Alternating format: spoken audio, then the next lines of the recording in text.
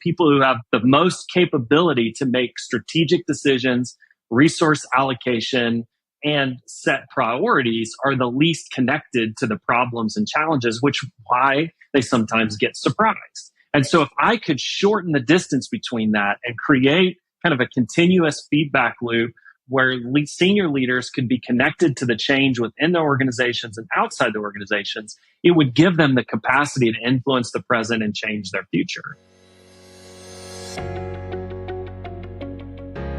Welcome to Revenue Insights. Every week, we'll be joined by revenue leaders from some of the most successful and highest growing companies. Together, we explore how they built their revenue teams, the journeys that they've been on, and the lessons they have learned along the way. Revenue Insights is brought to you by Ebster. We're a revenue intelligence platform designed to help revenue teams to build more pipeline, close more deals, and retain more customers.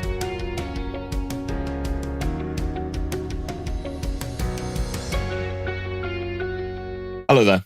You are listening to Revenue Insights. I'm joined today by Ben Stroup.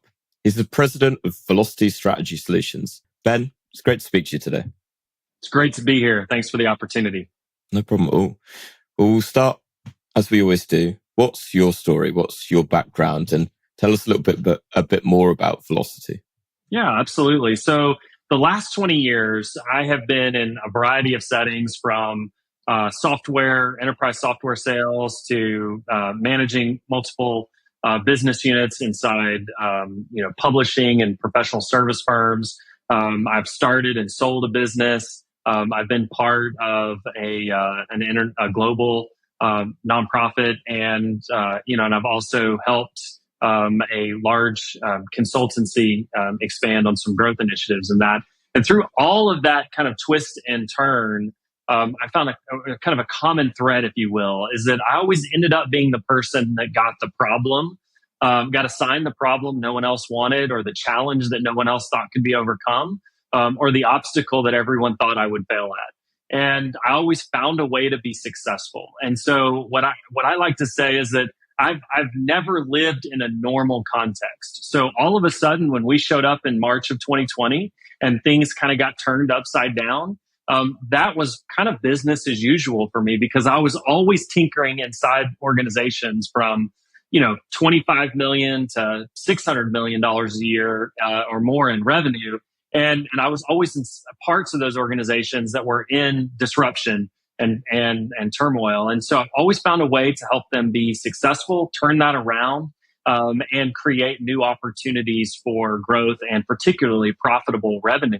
And so as I kind of thought through this going into 2017, 2018, kind of feeling ready for a new venture, I started to think about, wow, I've had the privilege of working with some great leaders who gave me opportunities to do things that I really wasn't qualified to do simply because no one else wanted to do them. And by taking them on, it created a challenge and an opportunity for me to step into kind of the world of possibilities and create a preferred future that was really meaningful both to the leader and to the organization. And I thought, as I'm observing what's happening in the marketplace, change is happening outside the organization faster than what change is happening inside the organization. And the larger you are, the more removed the leadership is from that disruption because of just all of the permission systems within the organization that insulate leaders. So people who have the most capability to make strategic decisions,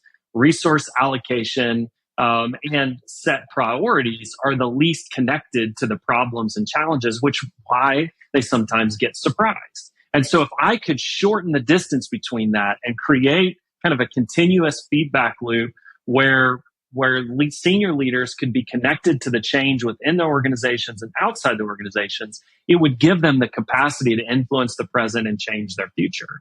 And that was really the basis of Velocity. When you think about 2018, we're in high growth cycle, right? And so when I launched in 2019, this was about how do we capitalize on the growth that's here. So you've got an existing revenue line that you want to accelerate. You've got something that's accelerating and you want to build that operational architecture in order to sustain and support that. And originally the business plan was to start in March of 2020. I mean, the consequence of small decisions, right? So by starting a year earlier, I had a runway And what was wild was that COVID actually increased demand for what we were trying to do, because people were looking for a method and a process by which they could bridge between now and next. And so it has been an unbelievable journey for nearly 4 years now, where we've worked with a number of organizations and leaders that of varying shapes and sizes and varying industries and verticals, but they all have a common kind of experience. What they're doing today, they're doing the best they know how to do and are getting similar to declining results. In other words, their operational costs are increasing in order to maintain or perhaps to even offset a decline. How can we come in and establish kind of root cause and bring data into that equation so that we have an objective view of what the problem is? How can we identify what that opportunity is for the future and define what success is around it? And then how do we in fact create interdependent and interdisciplinary teams infused inside a culture of learning that allows for constant and continuous adaptation and growth until you have enough of a formula to integrate back into core operations. So we like to describe ourselves as bringing kind of the operational framework to the strategy table so that you can actually turn your why into reality. And we think that now has never been a more important time to reimagine what next gen operations might look like, particularly for those who are trying to create strategies around realities and assumptions that may have never been true before, at least are very different than how they've been understood and practiced and managed in the past. You paint a really beautiful picture of the work that you guys do, and I certainly found a lot of similarities with revenue operations as a function as a whole, right?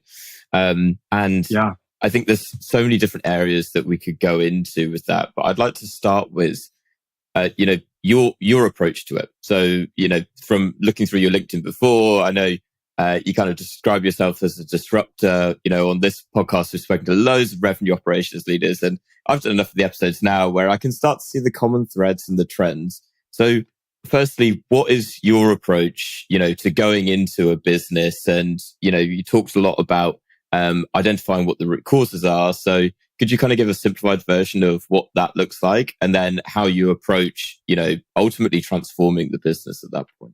Absolutely. When I think about disruption, particularly what the kind of the fire we bring back to the community, if you will, it's really about approaching problems with a much more holistic perspective. We've got to bring everybody to the table. I mean, pre-pandemic, you would have a strategic offsite. Leadership would go away to a really cool place and have a lot of fun. They'd come up with some great ideas. They'd come back to the organization, and the operations team would literally just say, "What were you thinking?"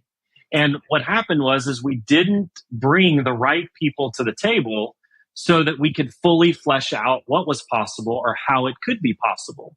And I think this is part of what we have to learn how to do, is that it's not one person or one function that solves the problem. We have to bring a 360-degree view to that particular challenge. A great example of this is how MD Anderson, I'm from Houston, I grew up in Houston, how MD Anderson surrounds itself with patients. Rather than looking with one patient through the eye of one specialty, the doctors form a 360-degree view around that patient.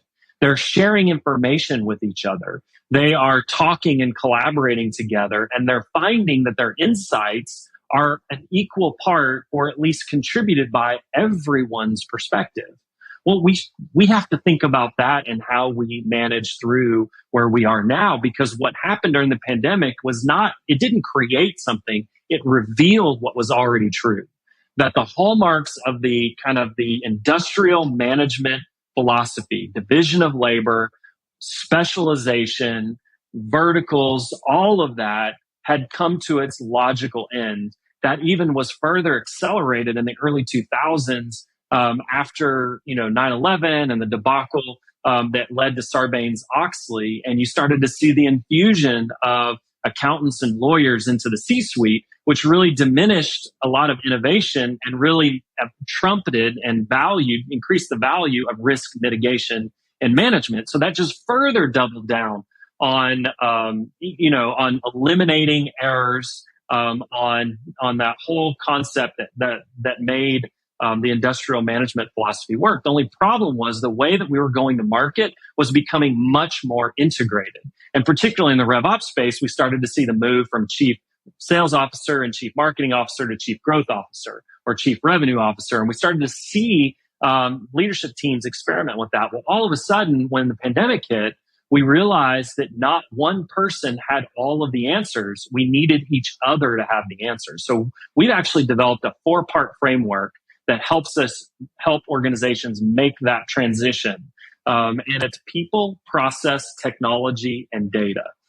So we have to have the right people oriented around the right strategies. And we use a tool called the predictive index. So we believe it brings people analytics to the table. So through a very short behavioral analysis, we're able to actually identify the work preferences of the team in orientation to the strategy. So for example, working with one established, mature organization, 80 plus years old, very predictable revenue patterns, their leadership team is almost about 80% of it is process, work preference. So how they show up is, tell me how to get it done and I'll follow that.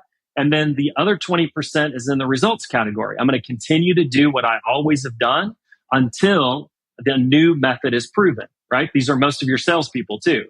This is why it's so hard to get salespeople to sell something brand new, is because until you prove it, I'm not going to change anything. Well, guess what? Why do you think the board is unhappy with their progress against innovation and new revenue?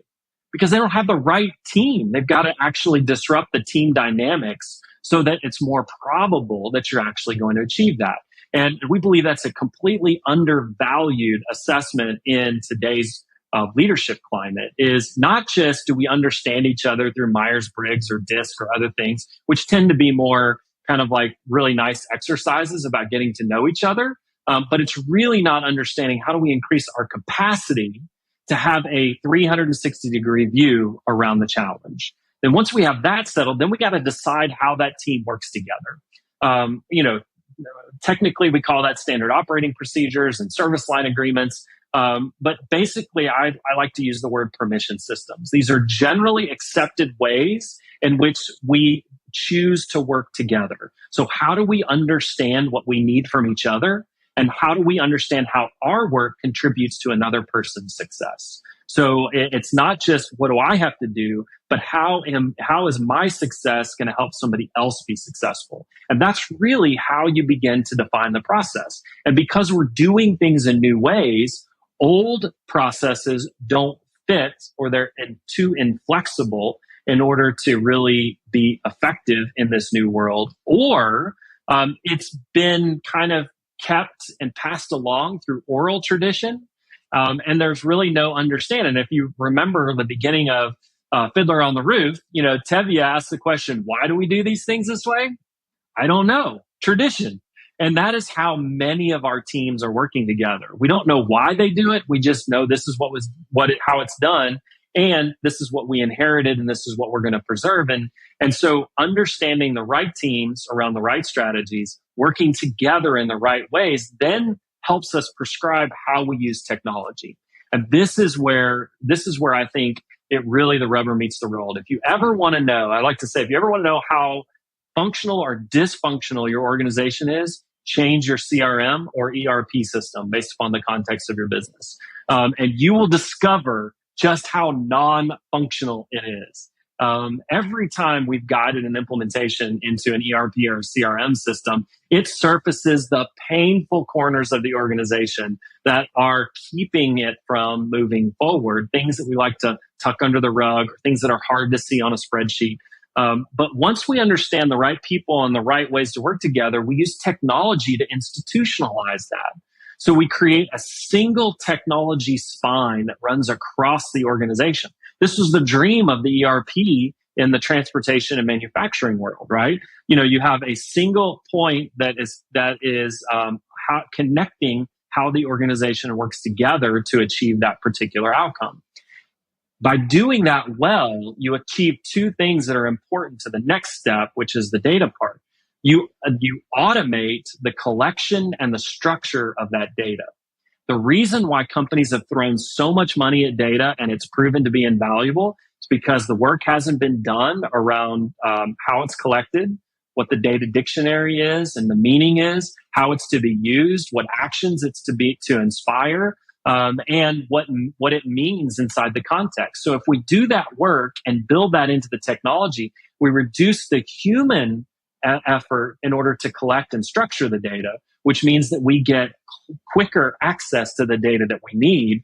And the idea in our framework is real-time data that's piped back to the people on the team so that you create that continuous feedback loop. So people, process, technology, and data creates the energy you need to really fuel a culture of learning so that as you're moving forward into the unknown, you have the ability to adapt in 90-day increments in ways that are not just based on human perception, but are really challenged and validated by objective realities. And we believe that strength enables an organization to do things that it presently doesn't know how or doesn't believe is possible to do.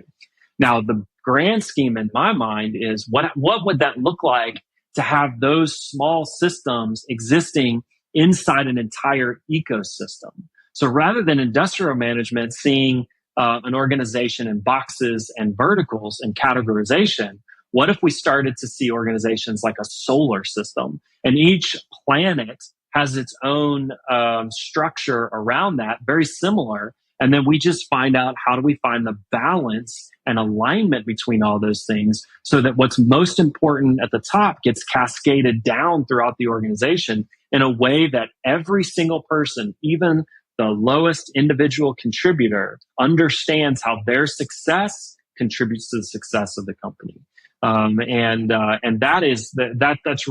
that's a process that we bring in its entirety to an organization, and have found it to be incredibly helpful in helping them bridge the gap between now and next. I love the analogy almost of, the gravitational pull of, the core of the business and everything revolving around it. Something that you said at the beginning really stuck out to me from that. And you mentioned how, often it begins as like an offsite with the C-suite and they come back with all these wonderful ideas and then no plan, around like the execution of it. So something that I've seen kind of being debated a bit is, for revenue operations or operations as a whole, do you believe it's a executive function or will be an executive function in, kind of the future? 100%. In fact, I think it's going to be everyone's responsibility. There will have to be, revenue operations is how, in fact, a company it is the best way to describe a go-to market strategy, right? Is the operational architecture that's the counterbalance. It's the engine of the car, if you will.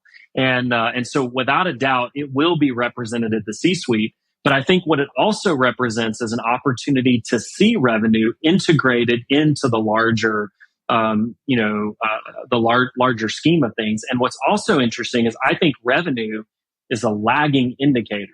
So I think what it really will afford organizations to do is to begin to create structure around leading indicators that actually gives us a much more quantifiable approach to building equity within our customer base. And I think that's where the magic is going to happen. And so what I think revenue operations is doing for us now inside organizations is helping demonstrate what it looks like for sales, marketing, and service to operate as one team on a single technology spine, operating from a single set of data that's allowing for more collaborative and interdependent conversations that are driving meaningful change. I think we can back that up from the actual transaction and start to see better forecasting tools by looking at leading indicators, which is an interesting thing that we're starting to do now, is build dashboards and kind of dynamic measurement analytical environments that look at the things that are contributing to the revenue operations, which is kind of building the other side of that conversation. So when you look at data graphs and how they're able to, in real time, be able to identify anomalies or changes in patterns, that begins to feed leadership both on what's happening, what's happening on the lagging indicator side, but then what's also happening on the leading indicator side. And when you can shorten the distance between those two things, we don't have to wait till 90 days is complete and then an analysis is done to understand if we were successful. We'll know every 24 hours whether or not we're on track or off track. And when you think about a time of persistent disruption, that is a superpower that a leader can have that it presently wasn't able to get access to. Something that really stood out there. So what are those? You mentioned about the factors underneath contributing to revenue. I'd love to hear a little bit more from your experience and, perhaps from some of those reports that you have been doing. What are the most common factors then are you finding that are actually contributing to the revenue number? So it obviously depends on, sectors and all that, but, and kind of what that is. What we like to start with is let's take, 5 or 10 really best clients and 5 or 10 ones that maybe were not as profitable or didn't work out. And let's kind of do a regressive analysis and bring them all the way back up to the top of the funnel. And let's retrace and recreate those, those journeys. Where did they touch? What did they do? What did they interact with? All of that. And that begins to give a model for us based on actual behavior, not perceived behavior, but actual behavior. And then we can begin to create some structures around that to be able to understand how in each phase of that continuum, there's a beginning and a middle and an end. And the propensity to move through those phases actually helps us understand what that looks like. So think about this. One of the ways to begin to conceive this is to kind of pull back from the old direct marketing days when you did a lot of heavy database analysis. And you would have new, growing, plateaued, declining. Well, new categories, new accounts was a precursor to growing accounts. And then growing accounts was a precursor to plateaued accounts. Plateaued accounts was a precursor to declining to lost accounts, right? So there's 4 quadrants right there. If you had if you looked at each of those as a portfolio of business and you had a revenue number of X, each of those portfolio managers could have derivative numbers that lead to that. And they can have early, mid, and late stage indicators that told you both how were people moving within those segments, and then what was the propensity to move from one segment to the next. So if you started to see that you had new, but you didn't convert them over into the growing at the same rate, then that's going to affect your growth rate. If you start to see that people are staying longer in the growth, that's going to affect your profit. If you start to see that you have an increased movement of growing to plateaued, that's the beginning of decline, both in potential client loss, but also you could be doing something in an unprofitable manner. And then, of course, your ability to forecast the propensity to move from plateaued to declining is how you look at attrition and begin to forecast against that. So if you use that framework and start to add what if we had portfolio managers that sat over that? Those portfolio managers live above the tactics. We've too easily, in the RevOps world, just tried to take the practices of agencies and bring them into and drop them into a corporate space without appreciating the interconnectedness of that. So we have to have somebody that's creating meaning, that's sitting on top of all the tactics. So it's not, I need to look at a single email because a single email doesn't make a lot of sense. What we want to know is over a 30-day period, did this particular person or contact in this particular stage take steps that are descriptive and reflect that of the ideal client or customer that's going to be the most profitable and stay with us the longest or not. And that allows us to begin to learn and be in relationship. The customer is already telling us everything we need to know. We as companies have just been relatively deaf to what they're saying. What RevOps allows us to do is to create that listening platform that allows us to tune in and tune up our businesses so that we're actually delivering on the expectations and the assumptions the customer brings back to us. So a really great book that I read called The Age of Customer Equity. And I would highly recommend any RevOps leader, heck, any CEO, really read that book, because I think what it does is it begins to change our view of kind of lifetime value, which is, speaking of the direct marketing world, that's been the the ultimate the ultimate name of the game. How can we extract the most amount of revenue and the most profit out of every single client? Instead, I think the product becomes the product and services that we deliver today are a function of the current reality of the customer or client that we serve. And if we're in a dynamic relationship with that customer, they're going to tell us what products we need to sunset, what products we need to introduce, how we're going to innovate, how we can improve those products, all of that. And that creates a lifetime relational equity that can be incredibly valuable over time. Now, service-based businesses tend to do this really well, right? Think about law firms and CPA firms. They grow and adapt with their clients as their needs grow and adapt, and that creates long-term trust. Why can't we do that with products and services across the board? But we've been looking at risk mitigation and really trying to drive the highest value. And I'm not saying that those are bad things, but they cloud us because it reduces the customer and client to a transactional volume. And unless you're in just a huge space where you can burn through clients and never end up with, or never, kind of have, fewer new than you have existing, and you can manage that churn rate, then you really are in trouble. And most organizations can't handle a high volume of churn that, like, say, really large organizations might have that have more, consumer-based products. And so the more that we can build the structures to listen to our clients, which I think is what RevOps can really provide us, the better we can do. How can we create the sales process to be a more pleasurable experience? How can we reduce the friction in that process? How do we equip in the marketing side of it to help discern and decide and identify what the customer and prospect stands for and what they're most interested in doing?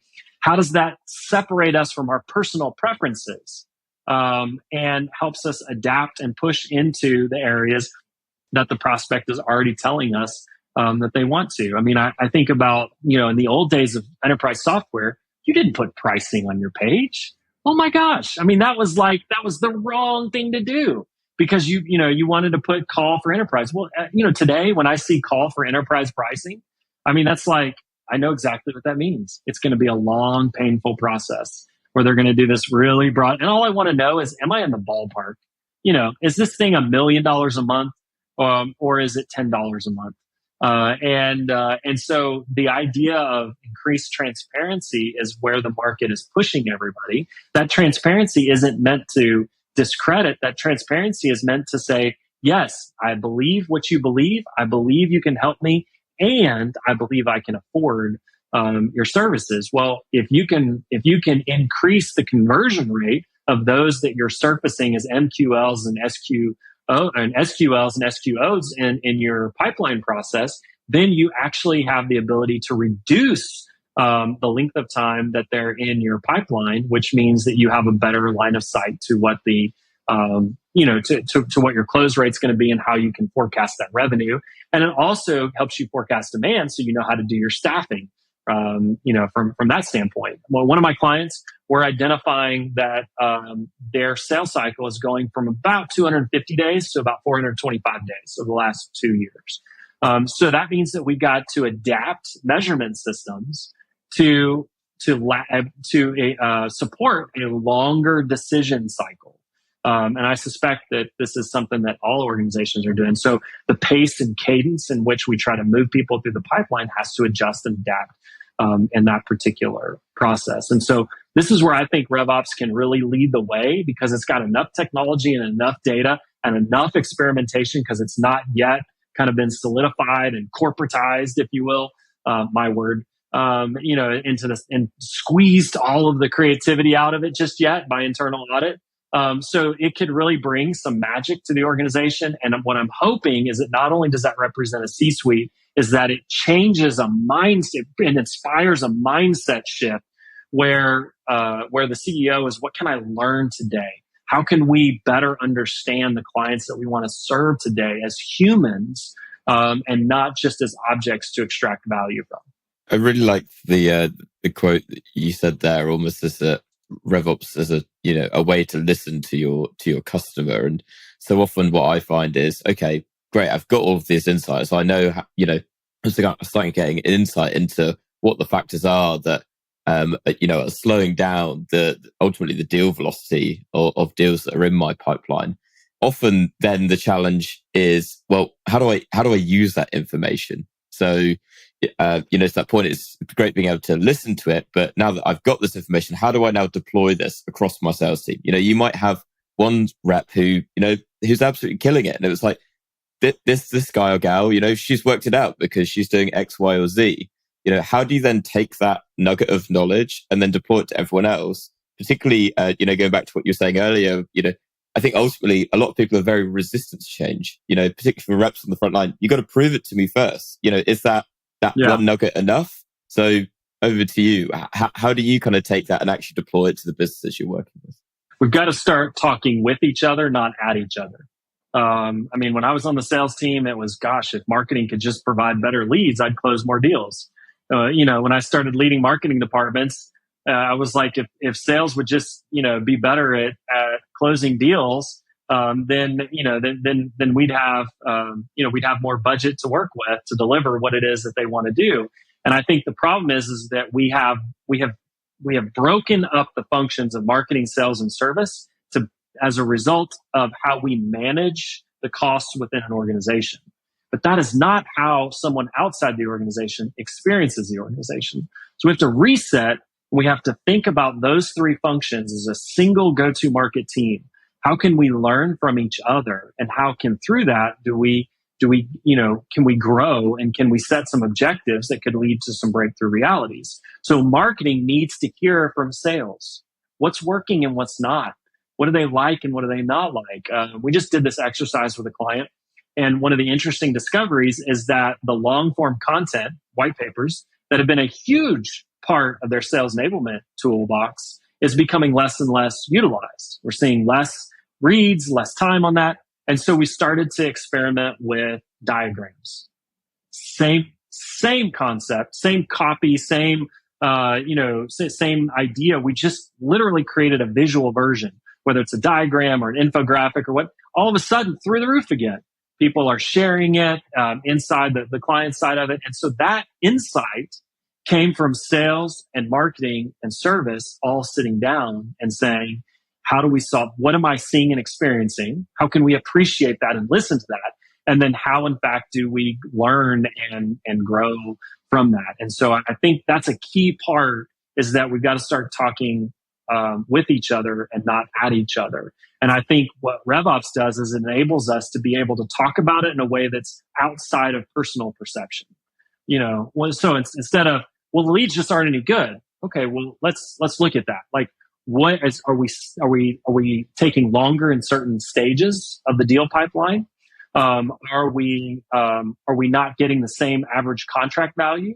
Are we changing the mix of products? Are the people who are involved in the decision-making cycle? One particular client we learned with this exercise is that there were at least 2 more additional people for a total of 6 people on average involved in a buying cycle at the enterprise level. Well, you know what? More people, more time on the salesperson's part. That means potentially a shift in sales enablement. It means a shift in how we forecast what will close and when. It also means potentially a shift in playbooks. And then as we start to learn from each other, we have to translate that down into information that's helpful, because not everybody processes information the same way. So strategy people, innovation, agility, work preference types, man, we want to talk it out and then we're done.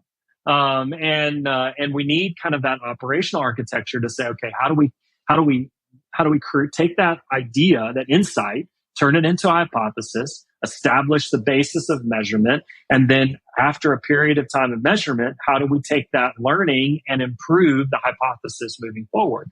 Well, from an operational standpoint, a key element is when you start seeing the same thing again and again and again, you want to adapt and evolve your playbooks. So what happens is you get a quarterly, initiatives sent down through the VP of sales. We need playbooks. And so the sales manager says, fine, we'll create playbooks. Boom, done. But the playbook is a dynamic kind of ongoing document. That's the whole point of this, is that everything is in flux at all times. It's as good as it is with the information that we have. New information could, in fact, infuse new ideas and new possibilities into that mix. I think it also asks us something of sales leaders to be different. And I think that's something we've really seen in the last couple of years. Recognize that this isn't just an adversarial relationship between the salesperson and the sales manager, right? I mean, I remember some of my first sales experiences, you either find a way to be successful or you find another team to be on, right? I mean, that is just not a helpful environment for anyone. It doesn't mean that everyone, we should tolerate mediocrity, but it means that we have to help people unlock the genius that's within them. They have ability to do things. They have a desire to do things. And it's our job to help bring out of them what's already in them. And that could be a series of exercises, from skills training to leadership training to being exposed to different environments. And then we have to figure out, how can we take a stand for their success? I mean, when I was leading a large team, about 100 FTEs, and had 6 or 8 direct reports, within that, my message to each of those direct reports is, my job is to understand what you're anticipating to be an obstacle and to remove that before you experience that as an obstacle. And then your job is to do that with the people who report to you and all the way down. And so as a manager, if we focus on developing people, those people are going to take care of our prospects and our customers in ways that we wouldn't have imagined. And I think about, certain people that I've done business with for a long time. I really don't care where they are. I just want to work with that person, because I know their integrity. I know that they're taking a stand for my success. And then in the midst of that, I'm gonna be just gonna create a relational dimension that is very staying. And I think this idea of trust is a very relational concept. And so even in high transaction volume environments, it's about trust. I mean, I think about the company that puts fertilizer and takes care of all the stuff throughout the year on our grass. I mean, it's a very simple service. It's a very inexpensive service. But you know what? I get a text from the same guy a week before he comes. He says, are you seeing anything, experiencing anything that we need to talk about? I get a text after he leaves that says, here's what we did. And here's what the next treatment is. And here's how, if you have any feedback for me, that you can give that. Holy cow. I mean, that's a brilliant, process. And so I think it's the most important thing, is we have to take a stand for the people that we believe should be part of the team, and we have to help them be successful. Sometimes we discover that being successful is them not staying in their current role, and we might find another role for them within the organization or elsewhere. But it means that it's not about just cracking the whip and scaring people to death and throwing chairs and pounding tables and turning over conference rooms. It means saying, you know what, let's figure this out together. And in this environment, I'm sorry, there's no simple answers. It is, and if somebody tells you it's a simple answer, they're not being honest with themselves, or they haven't come to grips with reality. Ben, I want to wrap up this conversation with one final question. And you've already mentioned one book in our conversation. What is one book that you'd recommend to other revenue leaders? And that could be in operations or to VP of sales or even CEOs. Yeah.